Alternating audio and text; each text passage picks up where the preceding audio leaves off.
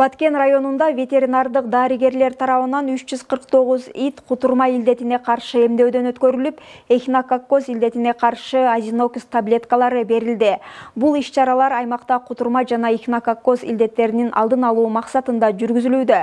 Адистердин айтымында аталган илдеттер адамдар үчүн да коркунучтуу болгондуктан иттерди өз убагында эмдөөдөн өткөрүү жана дарылоо маанилүү. Эхинококкозго каршы күрөшүү үчүн иттерди квартал сайын азинокс препараты менен дарылоо талап кылынат.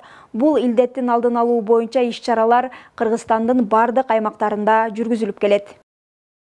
Азыркы учурда Субашы айыл аймагында кутурма алаңына каршы иттерди эмдөө иштери жүрүп жатат. Ошондон бери сестодоз алаңына каршы дагы азинокс препараттары менен дарылоо иштери да жүрүп жатат. Администрация тарабынан жана жергиликтүү бийлик тарабынан колдоолор көрсөтүлүп, ветеринарлык башкарма тарабынан дары-дармектерди жеткирип берип турат.